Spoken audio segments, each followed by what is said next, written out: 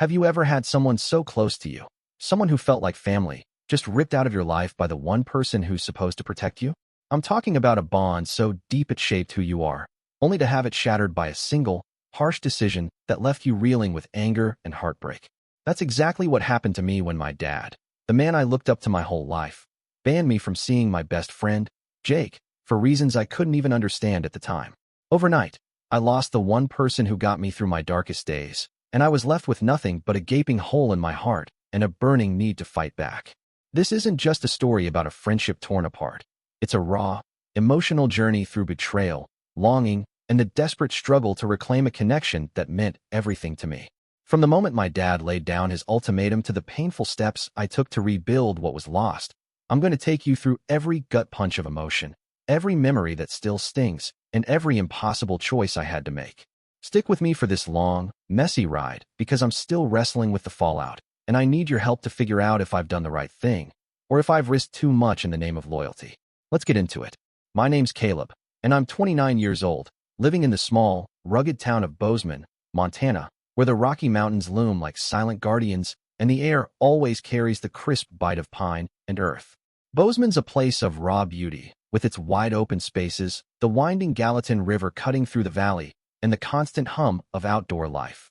Hikers, skiers, and ranchers all carving out their piece of this wild corner of the world. I grew up in a modest split-level house on the edge of town, near Bridger Bowl, in a neighborhood where pickup trucks outnumbered sedans and everyone knew your business. My childhood was a mix of exploring the trails behind our house with my best friend Jake, getting into harmless trouble, and navigating the strict, no-nonsense rules of my dad, a former military man turned mechanic. I work as a graphic designer now, freelancing from a cluttered home office in a rented cabin just outside downtown. The view of snow-capped peaks outside my window, a daily reminder of both freedom and the weight of my past. The emotional conflict eating at me isn't just about losing Jake. It's the soul-deep clash between my fierce loyalty to the friend who was my lifeline and the suffocating guilt and anger I feel toward my dad for forcing me to choose between family and friendship.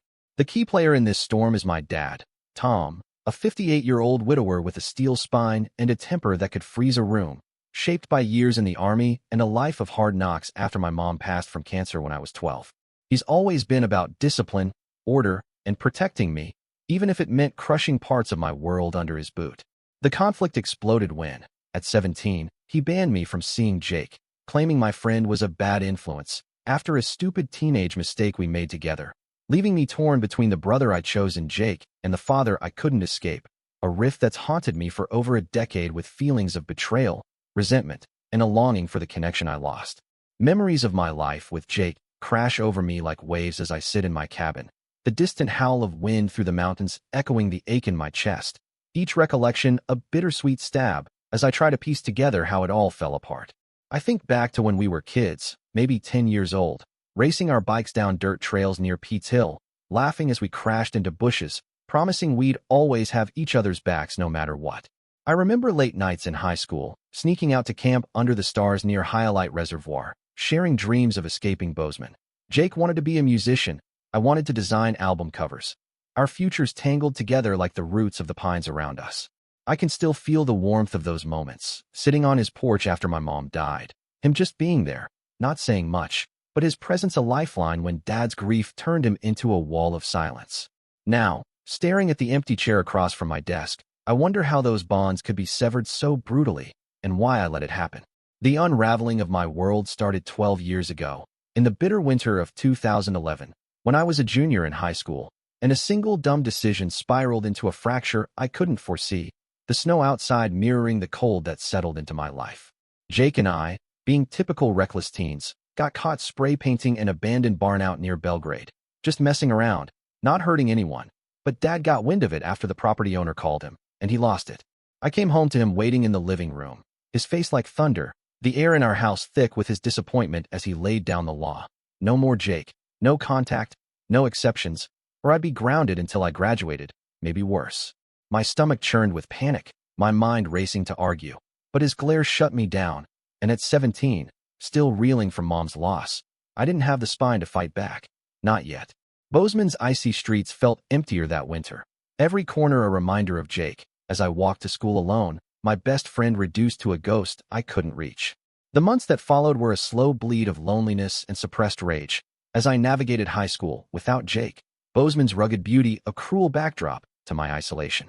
I'd see him in the halls sometimes, his lanky frame and messy hair unchanged, but we'd just exchange quick, pained glances before looking away, the weight of Dad's band heavier than any words we could have spoken. I'd hike up to the trail on Mount Baldy alone, a spot we used to hit together, sitting on the rocky overlook, staring at the valley below, wondering if I was a coward for not defying Dad, or if I owed him obedience after all he'd been through losing Mom. Nights were the worst.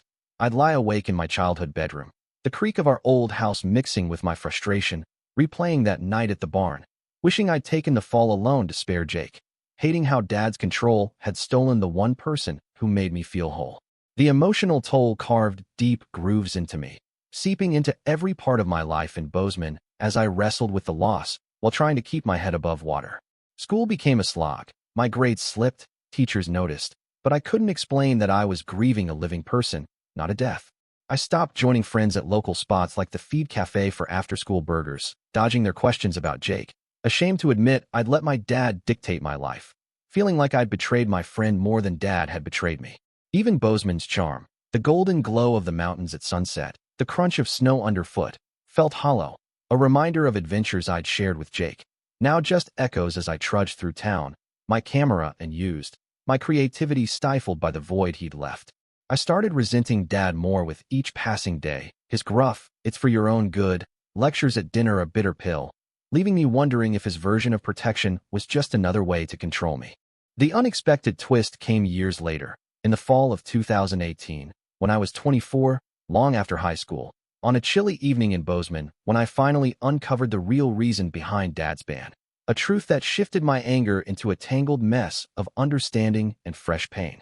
I'd moved out by then, living in a cheap apartment near Montana State University, trying to build my design career, but the rift with Jake still gnawed at me, a wound that hadn't healed even after I'd started reaching out to him sporadically behind Dad's back.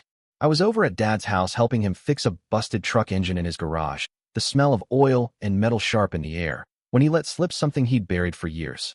He admitted, voice low and rough, that his ban on Jake wasn't just about the barn incident. Jake's older brother had been involved in a drunk driving accident that killed a friend of Dad's from his Army days, years before I even met Jake, and Dad couldn't separate Jake from that pain, projecting his grief and rage onto an innocent kid.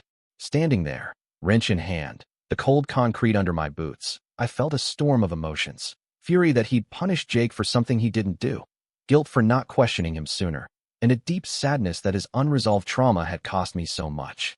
In the years after that revelation, I tried to rebuild my connection with Jake, navigating a fragile path forward in Bozeman while grappling with the complicated truth about Dad, the mountain air a constant reminder of both freedom and burden. I tracked Jake down through social media.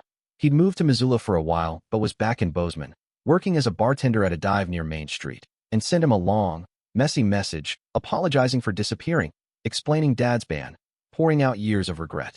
We met up a few times at quiet spots like Lindley Park, our conversations awkward at first, full of gaps where our old ease used to be, but slowly, over beers and late-night drives out to Gallatin Gateway, we started piecing things back together. I spent hours walking Bozeman's trails alone, like the Drinking Horse Mountain Path, wrestling with whether I could forgive Dad for letting his past poison mine, or if this new understanding of his pain changed anything. Bozeman's beauty, the fiery aspens in fall, the distant moo of cattle, felt like a backdrop to my uncertainty, my heart still heavy as I questioned if I'd lost too many years with Jake to ever fully recover what we had. Reflecting on my past with Jake became a near-daily ritual as I tried to untangle my feelings, especially on long solo hikes up Sipes Canyon, the steep climb mirroring the uphill battle in my heart. I'd think about the time we built a rickety treehouse in his backyard at 13, hammering nails crookedly, laughing as it nearly collapsed, a symbol of our unshakable bond back then. I remembered the nights after Mom's funeral, when I'd crash at his place, unable to face Dad's silence at home, Jake just playing dumb video games with me until dawn, no judgment, just company. I'd recall the small victories, our first road trip to Yellowstone at 16, blasting punk rock, feeling invincible as we gawked at Old Faithful, memories now shadowed by the years of silence, wondering if I'd failed him by not fighting harder against Dad's rules, or if I'd been trapped by a loyalty to family I couldn't break. Sitting on rocky outcrops, watching hawks circle above, I asked myself if I'd let fear of Dad's wrath rob us of our friendship, or if Jake had moved on in ways I hadn't seen. As time pushed on, Bozeman's seasons shifting from fall to the harsh grip of winter in 2019 and beyond, I built a shaky rhythm with Jake, though the unresolved tension with Dad lingered like the snow that blanketed the mountains. We started hanging out more regularly, grabbing coffee at Jam, a local spot on Main, or hitting up open mic nights where he'd strum a guitar, his old dream flickering back to life, and I'd sketch designs in a notebook, feeling glimmers of our past. But every laugh, every shared memory, came with a pang. Years we couldn't get back, stories we hadn't lived together, like my college graduation he missed, or the breakup he went through without me there. I kept my reconnecting with Jake a secret from Dad at first, meeting him on the sly, feeling like a teenager again, sneaking around. But eventually, I told Dad I was seeing Jake, bracing for a fight that never came. Just a tired nod, a flicker of regret in his eyes, leaving me unsure if he'd changed or just given up. Late at night, staring at the frost on my cabin window, I wondered if this fragile reunion with Jake was enough, or if the damage Dad caused had left permanent cracks. The grind of rebuilding my friendship while carrying this family baggage felt like trudging through Bozeman's deep snowdrifts, each step forward shadowed by a past I couldn't fully shake. I'd spend long hours in my home office, designing logos for clients, my mind drifting to Jake, wondering if he felt the same distance I did, or if he'd buried the hurt deeper than I could reach. I started avoiding Dad's house for a while, unable to face the garage where he'd dropped that bombshell about Jake's brother. Instead, meeting him at neutral places like the co-op for quick lunches, our talk stilted, full of unspoken apologies on his end and lingering resentment on mine. I took on extra design projects, late-night gigs, to distract myself, the glow of my laptop a lonely companion as I wrestled with guilt over reconnecting with Jake against Dad's old rules, even if he didn't fight it now. Scrolling through old photos of me and Jake on my phone, grainy shots of us fishing at Bozeman Pond, I'd feel a mix of nostalgia and loss, asking myself if we could ever be as close as we were, or if time had changed us too much. The weight of judgment, both my own and the silent tension with Dad, didn't fade easily, even as I pushed forward with Jake, each memory of our shared life a reminder of how fragile bonds can be. I'd run into old high school buddies at the Bozeman Hot Springs, their casual, "You and Jake back together?" questions a minefield, forcing me to mumble half-truths while inside I burned with uncertainty over whether we'd ever fully heal. I started skipping family dinners at Dad's, opting for solo drives out to Three Forks, the open road a quiet place to think, wondering if I'd ever shake the feeling of being caught between two loyalties, or if Dad's ban had redefined my relationships in ways I couldn't undo. I even considered moving away for a fresh start, maybe to Denver or Seattle, but the thought of leaving Jake again, just as we were reconnecting, felt like a second betrayal, one I'd inflict on myself. Sitting by the Madison River, watching the water rush over rocks, I wrestled with whether forgiveness was possible for Dad, or if some decisions leave scars that no explanation can erase. After years of small steps, I finally felt like Jake and I were on solid ground again by the spring of 2023, a bittersweet milestone that came as Bozeman bloomed with wildflowers and a cautious hope I hadn't felt in ages. We'd built a new routine, weekly hikes up to Palisade Falls, sharing playlists of bands we'd discovered apart, even planning a camping trip to Glacier National Park, a nod to our old dreams of adventure. I'd opened up to him about Dad's confession, sitting on a log by the river, the rush of water drowning out my nerves, and he just listened, his face a mix of anger for me and sadness for the lost time, but he didn't pull away, which felt like a quiet victory. Yet, even with this progress, the emotional cost lingered. Every time I saw Dad, helping him with yard work or grabbing a beer at his favorite spot, Map Brewing, I felt a wall between us, his past decision a shadow I couldn't outrun. I started journaling in my cabin, late at night with the crickets chirping outside, trying to unpack my resentment toward Dad and my fear that Jake and I might never fully bridge the gap, each entry a raw attempt to figure out what normal even meant for us now. Reflecting on the journey to reconnect with Jake, I spent a lot of time wandering Bozeman's quieter trails, like the East Gallatin Recreation Area, the open fields a somber mirror to my mood as I thought about what I'd gained and lost. I'd remember the early days of our friendship, sneaking into the Rialto Theater as kids to watch free movies, giggling in the back row, a bond so effortless it felt unbreakable, now tainted by the memory of years apart. I thought about Dad's face when he banned Jake, the hard lines of his jaw in our dim living room that winter night, his voice like gravel as he laid down the law, a memory now layered with the knowledge of his hidden pain over his army friend's death. I'd sit on benches near the Bozeman Public Library, sketching mountainscapes in my notebook, wondering if I'd been too quick to resent Dad without understanding his grief, or if my anger was a necessary shield against his overreach. The town's spring renewal, green shoots pushing through snow, the buzz of farmers' markets, felt like a mockery of my inner struggle, a reminder that healing wasn't as simple as reconnecting with Jake, that some rifts, even explained, leave echoes of hurt. Now, as I sit here in my cabin, a cool May breeze slipping through the cracked window, the distant sound of a neighbor's dog barking mixing with the quiet of the mountains, I'm still wrestling with what this whole ordeal means for me, my friendship with Jake, and my relationship with Dad. I've got Jake back in my life, a slower, more cautious version of our old bond, but still a connection I fought for, a piece of my past I refuse to let die, with plans for that glacier trip next month, a chance to rebuild under wide Montana skies.